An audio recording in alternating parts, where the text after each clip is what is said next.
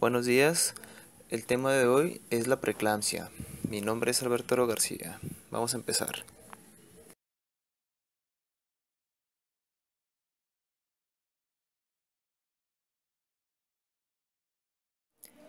La preeclampsia se define como un síndrome inducido por la gestación.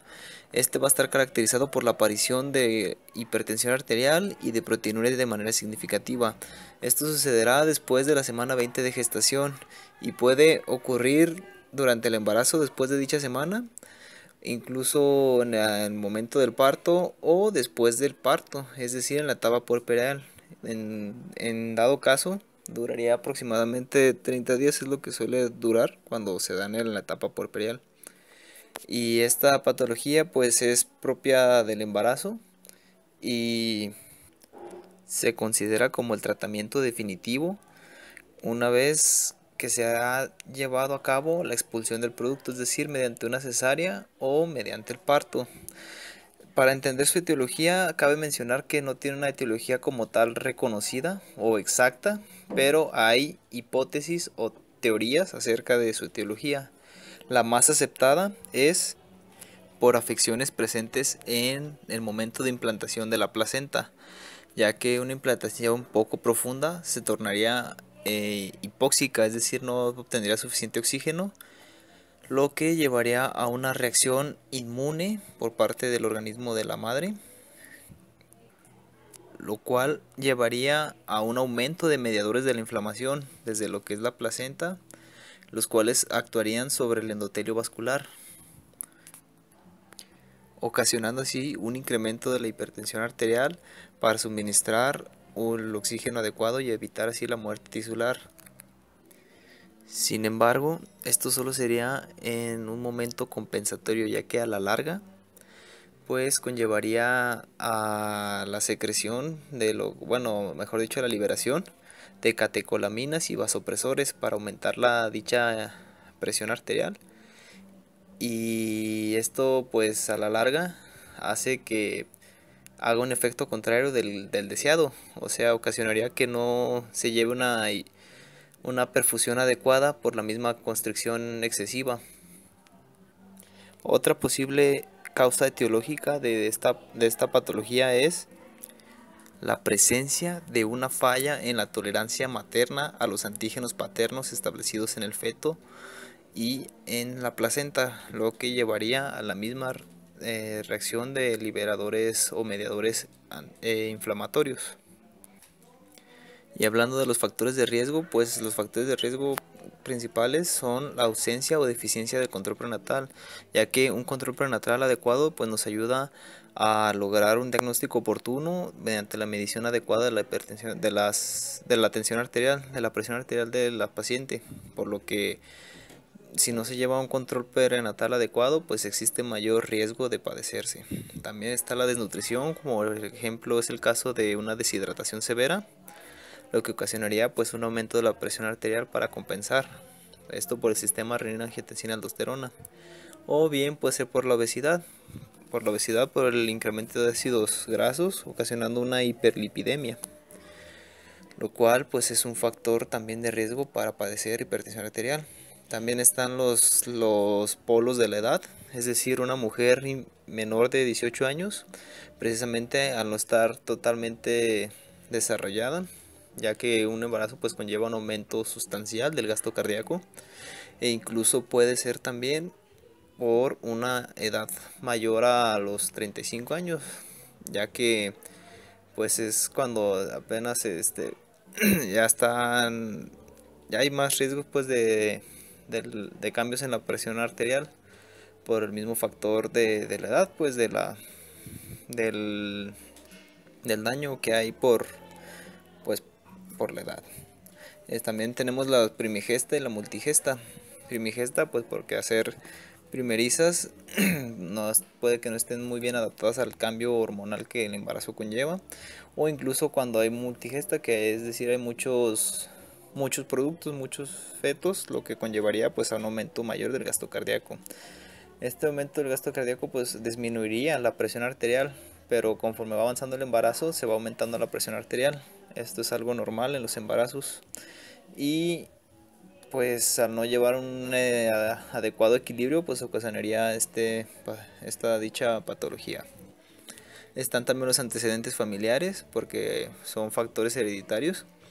Está también pues los trastornos hipertensivos y la infección de vías urinarias. La infección de vías urinarias pues por lo mismo de que puede eh, la infección irse recorriendo y afectar al feto. Y una vez que esto sucede, pues habría otra respuesta inmune por parte de la placenta, ocasionando el mismo daño epitelial anteriormente mencionado.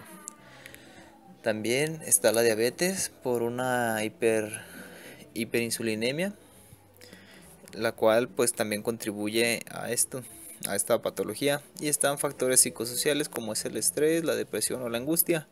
Dichos factores porque hacen que la paciente libere catecolaminas. Ya ven lo de la respuesta de la adrenalina de huir o atacar, y esto pues son sustancias vasopresoras. Esta patología pues tiene clasificación de dos tipos, bueno, de dos tipos hablando de la preeclampsia, que sería la preeclampsia leve y la preeclampsia severa. Y había otra preeclampsia más avanzada, pero es casi lo mismo que la eclampsia, que ese ya es tema de otra patología. Lo referente a las manifestaciones clínicas, existirá en la leve una presión arterial de 140 a 90 milímetros de mercurio, mientras que en la severa existirá una de 160 a 110. Esto dependerá del grado de avance de la patología y de los factores de riesgo que ésta tenga. O sea, entre más factores tenga, pues va a ser peor la patología, o sea, peor el efecto. También está la hiperreflexia, que esta solo será leve o acentuada, recordando que esta se da por una estimulación excesiva del sistema autónomo, liberando lo que vienen siendo sustancias vasoconstrictoras. Existirán también síntomas visuales y auditivos que solo estarán presentes y persistentes en la preeclampsia severa, lo que como vendría siendo acúfenos y fosfenos. Acúfenos pues es como un pequeño zumbidito que se escucha en el oído, y los fosfenos, que serán como ligeros puntitos negros en la visión, que es precisamente por una presión arterial alta. También está la oliguria por el sistema renina-angiotensina-aldosterona, y existirán manifestaciones clínicas fetales, como viene siendo el retardo en el crecimiento intrauterino y el sufrimiento fetal. El retardo del crecimiento pues por la misma vasoconstricción que existirá para aumentar la presión arterial, que se dará en lo que viene siendo el cordón umbilical, ocasionando pues un déficit del desarrollo del bebé, del feto, porque no hay una buena circulación. También el sufrimiento fetal, porque pues al no estar garantizando la circulación no estará llegando el oxígeno y existirá sufrimiento fetal, pero esto solo sería en una preeclampsia severa. Puede que exista también cefalea por lo mismo del aumento de la presión arterial, pero esta vez sería pues a nivel del encéfalo, ocasionando que en primera instancia aumente la presión y posteriormente suceda una hipoxia por la misma vasoconstricción. Y de acuerdo a la fisiopatología, pues esta preeclampsia, la patología de la preeclampsia, estará influenciada por los factores inmunológicos y los factores genéticos. Factores genéticos, pues cuando hay resistencia del sistema inmune de la madre por los factores genéticos del padre dentro del feto y de la placenta, o por factores inmunológicos cuando hay una respuesta, que generan una respuesta inflamatoria ocasionando daño epitelial y muerte celular, lo cual ocasionará pues la respuesta de la hipertensión para tratar de mantener, o sea, de compensar dicho problema. Y de acuerdo a la teoría que les mencionaba de la etiología, por la placenta que no está bien irrigada de manera, o sea, no bien implantada de manera profunda, también pues existe la disminución de la perfusión y que conlleva una hipoxia placentaria, lo que a su vez pues conlleva la muerte celular, ocasionando pues lesión endotelial, y esto pues nos llevaría a vasoespasmos, lo cual aumenta la hipertensión, y pues también si continúa pues nos llevaría a la larga a una hipovolemia posteriormente, lo cual lleva pues también a la edematización. Y si no se corrige, pues nos podría llevar a una muerte celular por una isquemia, ya que se sigue por la misma hipertensión arterial que está aumentada y la vasoconstricción no permite el flujo adecuado de oxígeno al tejido circundante, ocasionando a la larga una disfunción orgánica múltiple y muerte. Pero eso ya son pues procesos más avanzados que se verían en la eclampsia o en el síndrome de HELP. En lo referente a los diagnósticos, pues se diagnosticará como una preeclampsia leve si esta tiene dos o más síntomas y signos de los siguientes que mencionaré a continuación, ya sea una presión arterial mayor a 140 o 90, una proteinuria de 30 miligramos por decilitro en tiras reactivas o incluso edema en extremidades y a veces en cara. También se clasificará como preeclampsia severa cuando exista dos o más de los siguientes signos y síntomas: presión arterial mayor de 160 a 110, una oliguria mayor de 500 mililitros en 24 horas y trastornos cerebrales o visuales que vendrían siendo los acúfenos y fosfenos que ya les había mencionado anteriormente, además de un edema generalizado. Cabe recordar que pues para la presión arterial se debe tomar en posición sedente, o sea sentada, con los pies bien firmes, bien parejitos en el suelo. Se debe realizar dos tomas en lapsos de, o sea, dos veces la presión arterial en lapsos de 6 horas. Esto es lo normal. Lo mismo va para la proteinuria, sería realizarse 2 veces en un lapso de 6 horas.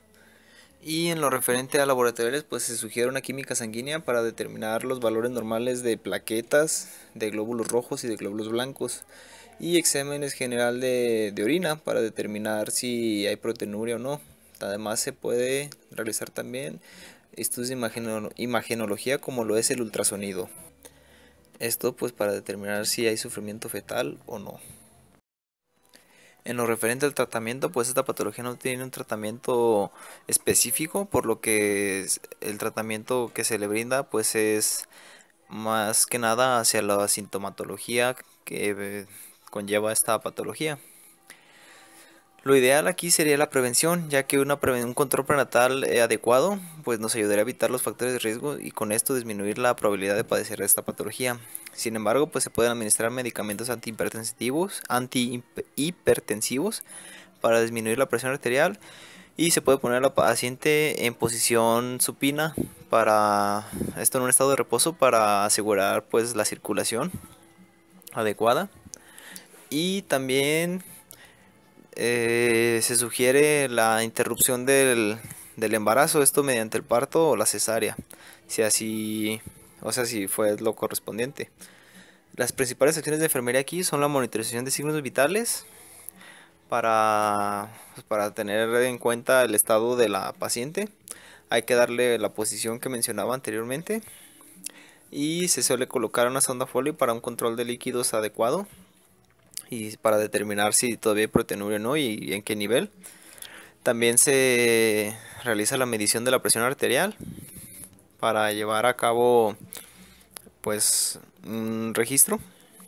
Hay que tomar las muestras de laboratorio para la bioquímica sanguínea. También las muestras de glucemia capilar para determinar el estado de la glucosa. Se sugiere también la escucha activa en caso de que la paciente tuviera estrés o nervios o miedo.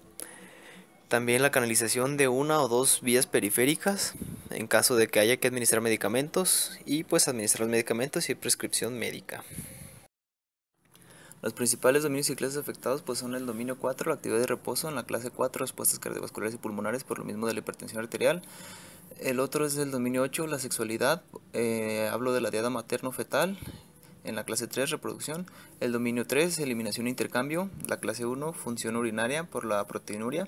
El dominio 2, la nutrición, porque va a haber edema. La clase 5, que es la hidratación. Y dominio 11, seguridad y protección. Aquí pues va a haber más clases. La clase 2, lesión física, porque tiene muchos riesgos. Clase 5, que es el procesos defensivos, porque va a haber aumento de respuesta inmunológica. La clase 6, termorregulación, por lo mismo de la vasoconstricción, pero estos pues ya serían como más secundarios. Los principales son los primeros tres. Y ya en lo referente de la interrelación de Nanda-Niginok, pues yo coloqué los principales datos significativos propios de la patología, como el de hipertensión arterial, hiperreflexia, acúfenos, fosfenos y disminución del flujo sanguíneo en el feto por la misma vasoconstricción del cordón umbilical, la proteinuria y el edema generalizado en el organismo, así como una glucemia elevada, que este también pues es en ocasiones, no todo el tiempo. Las principales etiquetas diagnósticas, pues puse las tres primeras de mis dominios y clases afectados principales. Mi primera etiqueta pues fue la perfusión tisular periférica ineficaz, perdón, con una intervención de oxigenoterapia, donde las acciones son pues mantener la permeabilidad de las vías aéreas, administrar oxígeno suplementario según las órdenes médicas y controlar la eficacia de la oxigenoterapia. También puse mi segundo diagnóstico, que es el proceso de maternidad ineficaz, y ahí puse dos. También le puse el riesgo de alteración de la diada materno-fetal. Esto pues si bien es un diagnóstico importante, yo lo puse más importante que otros porque quería poner algo como más referente al feto y no tanto, o sea, al bebé, no tanto a la madre. En este pues le puse administración de medicación pues para disminuir la hipertensión arterial. Puse sus respectivas y actividades de intervención con sus resultados. Y por último, en el otro diagnóstico, pues puse el deterioro de la eliminación urinaria por la misma proteinuria presente que hay, donde pues se le colocaría la sonda vesical para el control adecuado de líquidos y para tomar las muestras de la orina y determinar si ha habido un avance en el tratamiento o no, en el tratamiento médico. Y de la primera etiqueta de la perfusión tisular, esa la había seleccionado yo por lo mismo de que como hay una hipertensión arterial y hay edema, pues existe existirá una disminución del gasto cardíaco, y esto pues ocasionará la dicha perfusión tisular ineficaz, además de la vasoconstricción, que ayudará también a que no se lleve a cabo la perfusión tisular. Y estas son las fuentes bibliográficas de donde yo tomé la información, por si tienen algunas dudas, o igual podemos aclarar en una clase si hay tiempo, claro está.